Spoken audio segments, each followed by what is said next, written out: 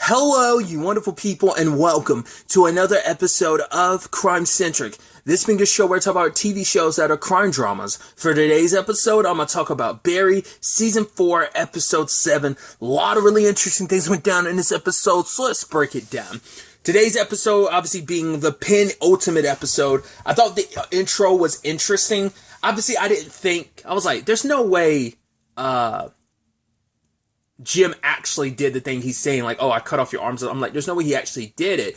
But this is interesting because it's the first time we've ever seen Jim's process. We've always seen the aftermath of it. So it's like, what does Jim do to people? So I don't know if that's like legitimate. I don't think it's an actual VR headset. Maybe it is. But I'm assuming it's just like meant to be a thing of like, hey, he pumped you full of drugs, because we do see an IV bag and stuff. So like, he pumps you full of drugs, and I guess he put something on you to kind of like blind you, and in the darkness, he's kind of almost like, by taking away one of your senses and like pumping you full of drugs, he's able to suggest stuff, and he's able to kind of like, I guess it's almost like a hallucinogenic, maybe he's kind of put in your system to make you visualize everything he's saying, because he's basically going to make you torture yourself. I mean, he probably actually physically tortures you too, but it probably like adds to the sensation of like what you're going through and what you're seeing.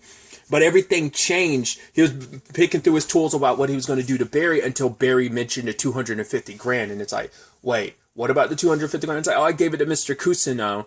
And he's going through his notes, and it's like, right, there's been no mention of the 250 grand. At the same time, let's tie this into Gene's story, where Gene, is writing an article about why they should stop hashtag stop the Barry Berkman movie. I thought it was interesting when Tom was like, oh, you're revealing them to be the whores that they are. And like, Gene almost had this look on him. I was like, okay, yeah, sure, Tom. Like, he had this look like that line caught him off guard. But I mean, I guess I get it. It's just kind of like, once again, it's like that. Oh, once again, it's a commentary on like how so much true crime stuff. It's like, it's in that weird territory of like, oh, when you adapt something, that's kind of based on a real story about real people, about real terrible things that happen, it kind of gets in that weird territory of like, yeah, you're telling this story, but you're profiting. It's a complicated thing, right? Not in the case of the people whose story is being told, and in case of like the family members of a victim or something like. So like, once again, I talked about that previously. It's kind of in that interesting territory, but it's also interesting for Tom to be like, oh, reveal them to be the horrors that they are. It's like, well, once again, this is on HBO, which is under the Warner Brothers banner, so you being able to say that, it's kind of wild. I mean, it makes you wonder, did they get notes back of like how, like, maybe they went even harder, and you're like, no, you kind of have to tone that back. Or did they already know, like, all right, we need to kind of toe that line already? I mean, it's also the final season, so who cares? Maybe that's the thought process. I don't know. I'd be careful, because Warner Brothers has been known to just like deplatform stuff, just like, oh, this thing that we've had, yeah, we're getting rid of it. I mean, that's more on the HBO Max side of things, but you still get what I'm saying. So I don't know.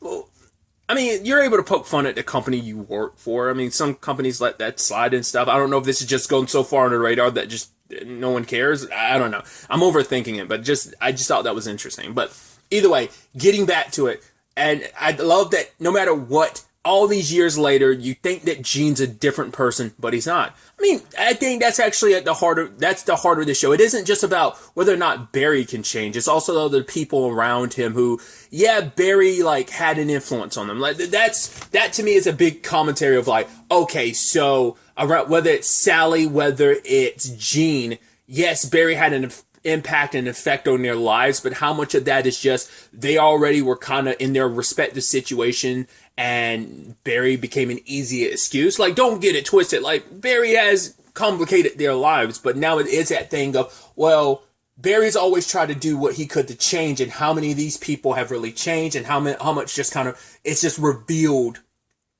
who they really are. I mean, we've seen that time and time again over the course of the series. In Gene's case, like he has shown that he can change. He tries to be a better person. He has been a better person. But then it's a moment like this when the opportunity arises, because he's like, no, I'm going to stop this movie. I mean, because he's the one that wanted to put his story out there in the first place. He didn't have to. Jim was like, let's not do that. Let's not make a profit off of Janice's death. But he did it anyway. Now he was like, no, we're going to stop this movie. But the moment he heard like, yeah, Daniel Day-Lewis wants to play you. It's like, wait, what? Yeah, Daniel Day-Lewis is going to come out of, he's like, what was it? He referenced a movie or something. The guy, Matt's like, oh, wow, that's a deep cut. Yeah. It's like, probably like, you could have picked something like, wasn't he in Gangs of New York or, There Will Be Blood. It's like you could have picked like a bigger, well-known movie, but yeah, sure, super deep cut, sure. But yeah, I thought that was really interesting. That's what flipped the script for him, and it's like, all right, I'll do it. Then when Sally calls him up, like, hey, I need help. Hey, this is one of your former students. You hadn't heard from her years. In fact, you're like, oh my God, you're alive, because I guess everyone assumed when she disappeared, like, oh, well, Barry was out there, so Barry most likely found her and killed her. And it's like, she's like, oh, can you come get me? And he's like, I got an important meeting. Why don't you stop by my house? It's like, no, because it's like, once again, like, if he hadn't taken that meeting, maybe he would have been in a better place. Probably not with the way the episode, like, ebbs and flows, because it's like, well, if you were at your place, no whole Hank would have gotten you just to get to Barry. But be fair, you know, he probably would have brought them back to his place regardless. But you know, so it's kind of like, oh, you're not in, NoHo Hank's hands, but you end up in the situation you're in. But anyway, he meets with Matt and he's like, okay, no, pretend like you're talking on the phone. It's like, yeah, Daniel Day-Lewis is excited to play the complexity of your character, but the problem is, like, we don't think we're going to be able to get the movie made. It's like, wait, Daniel can't get a movie made? It's like, not a, like, theater movie, maybe a phone movie, which I was like, oh. Sadly, I think that's also an inside look into, like, how, like, things work, because that is how a project will be made. It's like, you have to attach a big enough name. It's supposed to be a draw. That's a whole conversation about movie stars. Like, is anyone really like a big enough name to draw? Like, you know, if it, you know, that's why everything's like maybe like a well-known property. Like, that's why everything's franchise IP, because it's like easier to draw someone in, because having a big star attached can help, because someone be like, hey, this movie has so-and-so in it. I like them. I'll watch it. It does work. But it's just probably not to the extent that it did in the past. That's why, like, IP and franchise have kind of taken reign as, like, the bigger thing. It does help elevate people, that it's like, hey, so-and-so from something, I like them, so I might be more inclined to watch them. It's just, it's interesting. Because that's why it's like, oh, that's why we're getting Mark Wahlberg to play Barry. It's like, wait, for real? You're getting Mark? It's like, oh, yeah, but he has a complicated feeling of he doesn't want to play a bad guy, which I'm like, that made me go like, wait, has Mark played a bad guy before? I'm like, yeah, he's played a bad guy before. God, what was that movie? I don't remember the movie. It's called Fear, wasn't it? Oh, it's been so long since I've seen the movie, I don't remember. But basically, he was like he was an obsessive boyfriend. It was kind of like a thriller from like the 90s. Like, it's one of the only movies I can think of where he like full on played a bad guy. He's always played, like, either a good guy or at the very least, like, a complicated character, which, hey, like, Barry is, so that's just interesting. But it's like, yeah, he doesn't want to be a cop killer, and it's like, no, Barry's and I love Gene's trying to spin it, like, no, he's a complicated character, you know, so, let's go meet with Mark. I was like, oh, will he come out to the woods? It's like, no, he has a fear of the woods. I'm like, wait, is that like a well-known thing, or is that just kind of just meant to be a joke? I don't know about that Mark Wahlberg. Geez, I'm struggling to say it, because that's kind of a bit of a joke of not being able to say Mark Wahlberg's last name. Mark Wahlberg. It's a, what was it? It's a YMS, your mom, YMS, YMH, jeez. I conflated like the initials of Your Movie Sucks with Your Mom's House is what I was trying to reference the podcast with Tom Segura and Christina P. It was kind of a bit for a bit. Either way. But the whole thing ended up being a trap. I was like, are we actually going to get Mark Wahlberg in this? I was like, I didn't know if that was actually going to be possible. I was like, no, the whole thing was a trap. And I love that it kind of flipped the script on everything, because now Gene, his selfishness is kind of blown up in his face. I mean, it's like, once again, it's like the 250 grand was something that it's just so interesting how that's getting used against him now, because now the narrative has completely changed, where they're like, no, like, why didn't you bring up the 250 grand? Oh, you gave it to Leo to kind of pay off for his house, and now they're thinking it's Chechen. It's money that came from the Chechen, so it's like, it's bad money, so it's like, what did you do? Like, what's the 250 grand? Like, did you, like, was Janice onto like your dealings with them and stuff like that? And it's like, oh, poor Gene is getting railroaded now. But it's like, it's almost like ironic and like because he's the one that's been pushing this story. Like, if he hadn't done things the way he's done, maybe there wouldn't be the fallout. Because now it's like, oh, is that why you shot your son? And it's like, no, he shot his son because he legitimately thought it was Barry, and he didn't look and pay attention. He was scared and he ran away. Now it's just like all these little pieces are coming together, because it's like, yeah, you were together with Berkman and the Raven. It's like, the Raven's not even a real person. It's like, no. We know he is. It's like, the sad thing is he wasn't a real person, but now he has become a real person now. So like, all of that is working against Gene. So it's like, that is an interesting development. So now, yeah, Barry's the bad guy that he is, but now Gene is being seen as like, kind of like a mastermind in all this. And I even love Jim be like, hey, Gene, you really are a good actor. I'm like, wow. Once again, kind of your selfishness puts you in this position, so now you're getting severely screwed. Legitimately, this wasn't what happened, but now the narrative completely flipped around and stuff like that. I was like, that's crazy. So I'm curious, is Gene going to go down for some of this now? It's like, that probably, like, yeah, because his son's not, Leo's not even backing him up, because now Leo's thinking like, no, you manipulate, like, because you were dodgy about where that money came from.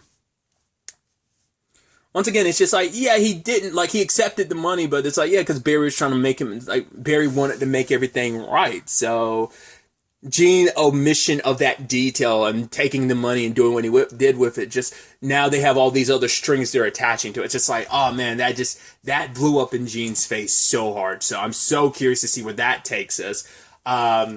Speaking of the Raven, I love that NoHo Hank like hired some no god, what was their, oh god, their initial, I forgot what the initials meant, because I'm confusing it when they were like, oh, EOD, and he's like, EOD, what's that mean? He's like, by end of day. So I would just say end of day. And I love that NoHo Hank was like, oh yeah, this guy's so good. Like, he's got 500 for confirmed kills. It's like, oh, make it 501. And even when the guy would, like, later on they came back dead, I was like, yeah, Fuchs has got like an army on his side, and like that was almost like a Barry move of like, yeah, it's interesting. Fuchs was just kind of like the middle ground guy, but he's kind of become Barry, except he's got like a whole army. I guess maybe the argument could be like, hey, he has a whole army of Barrys. He's kind of Barry, but he's more of like the kingpin, like, whereas Barry's just kind of a soul killer, like on his own. He's got a whole army of Barrys under his belt. Either way, I even love NoHo Hank looking at, he's like, why do I keep opening these? Yep, head. Oh, another head. Well, why do I keep doing this? Isaiah, even in death, such a fox. So it's like, all right, we're going to handle this ourselves. Which I love. Fuchs is like, right, sitting down with his man, talking to his girlfriend and his wife, and he's kind of giving his speech, and she's like, no, you've said that before. He's like, right, but you know, it means more like, you know, coming from me than like you. And she's like, no, the daughter's like, yeah, no, I understand. I'm like, at first I'm like, has the actress who plays the wife said a single line of dialogue since she was introduced, wasn't it last episode, I believe? I was like, has she said anything? I don't think she has. Maybe she said something last episode when they were having dinner. I don't think so. And I love the whole back and forth between this man being like, well, next time, you know, something like this happens, we'll probably, like, you know, we should probably take them out for a meal. He's like, yeah. But then one guy's like, yeah, but this was a sneak attack. You can't really plan for that. He's like, yeah. Well, how about we put on, like, one suggestion was like noise canceling headphones. It's like, no, that's not going to work. Well, how about next time we put on a movie like a Fast and Furious, and then they start running through like some of the Fast and Furious. Oh, was that the one that, like, you know, was that Tokyo Drift? And it was like, no, that one was 6. It's like, no, I haven't seen 6. It doesn't matter. They're all loud movies. It's like, yeah, but you'd still be able to hear someone screaming over those movies. If you turn them up, all those movies are really loud. He's like, I went to theaters to see one. I couldn't hear. My ears were ringing for a couple of days. I've never actually seen one of the Fast and Furious movies in theaters. Last one I watched was Tokyo Drift, but that was like on DVD. Like, I've always seen them on DVD. Like, Tokyo Drift's like the last one I saw, just because I've never taken the time to deep dive into the franchise and stuff like that. But either way, changes and all that is beside the point. But I love that whole thing, and it's just kind of like, okay, so I guess they just plan on taking like the girlfriend and the mom and the daughter like out for a good meal or whatever, because they get taken to like away, like we just see the vehicle drive away, and then there's like NoHo Hank who shows up with like a rocket launcher. They fire it. I was like, oh, is that how we're doing this? And it misses, and it's like, okay, float another one. We don't have another one. what do you mean you don't have another one? It's like, whoa, you told us to cut back on the budget, and those things are super expensive.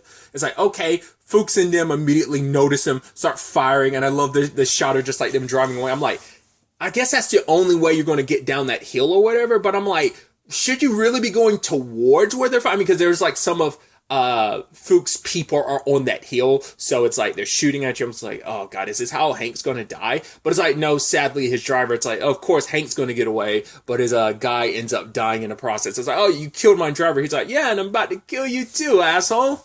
And Hank goes down the hill, luckily survives, gets his pal Val to come pick him up.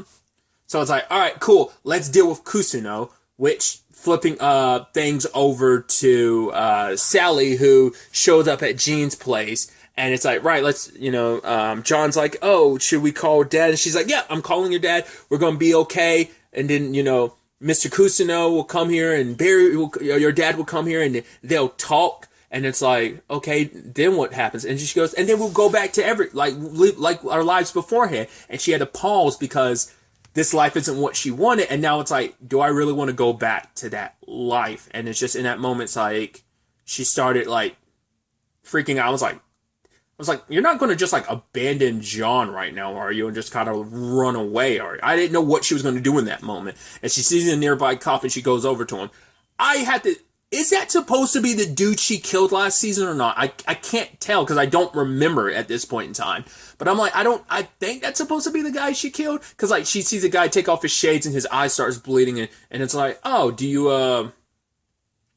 want to ask me something? And she's like, or is that supposed to be symbolic of you think Barry will end up like, I don't know what that's about. Because she wanted to turn herself in. She's like, my name is Sally.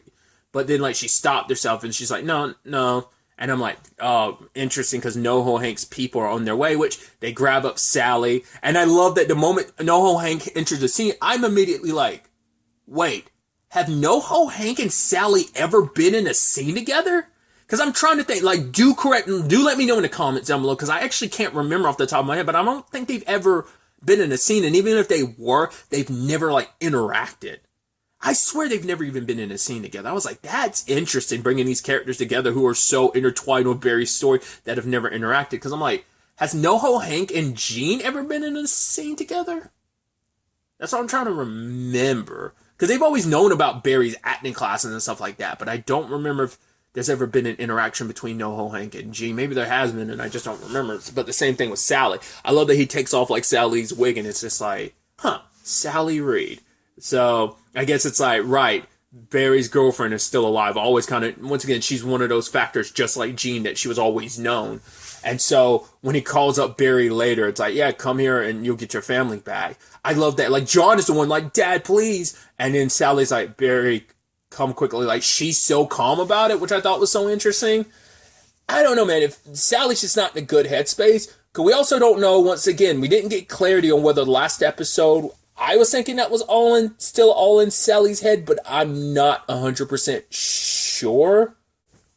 I mean, especially because it seemed like Sally's seeing stuff. I don't know whether that's just like the monotony of what their life has become, and it's not the life she wanted, and she's depressed.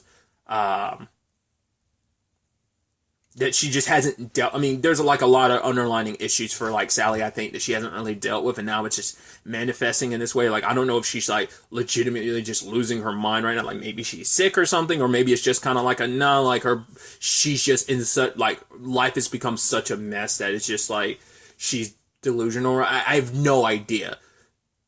I'm so curious to see where all this goes. Next episode's the series finale. I'm like, how is this going to end? Once again, it's kind of wild because you're like, it's 30 minutes. A lot can happen in 30 minutes, but it's like, it's 30 minutes. It's 30 minutes to wrap this show up, and I'm like, how is this going to play out? I don't know, man, because the big money has been on, like, who's going to die. We're going into this with a lot of the characters still alive. Obviously, not everyone, because obviously the biggest death so far has been, like, Cristobal's death, so I could see Jean going to jail. The thing is, between, like, our big heavy hitters, so, like, is Barry gonna live? Is NoHo Hank gonna live? Is Fuchs gonna die? Because this is gonna be, like, the culmination of all of that. It all comes full circle. So I mean, not unless Sally manages to kill all three of them type of situation. I have no idea. Like, I can definitely see this being a situation where, like, Barry dies at the end of the series, because it's kind of like, it is that thing of, oh yeah, like, Barry's a terrible person and he isn't a good guy, but you do feel a little sympathy for him. So, but I'm also the guy that's like, yeah, I kind of root for the pieces of shit. That's kind of my thing. Once again, it's like, a great example would be like, yeah, I was a person that was like, yeah, I want Walter White to get away. But once again, I'm team like Yagami, because I'm like, oh no, I realize you're a garbage person, and like, I get your side of things, but I still think you need to be taken down, but I don't want you to lose. I want you to win. And once again, that speaks volumes of me. At least I'm able to recognize, like, no, Barry's a terrible person, but I'm like, I kind of want you to get away with it. But at the same time, if he died, I'm like, he deserved it. So I'm like, I'm so interested to ultimately see what is going to be the fate of everyone at the end of this. How will this ultimately all play out? We'll ultimately have to wait to see where the series finale takes us with all of this. But really, that's all I want to talk about. Till the next time we meet, be happy, be safe, live life to the fullest, and enjoy it. Good day, and goodbye.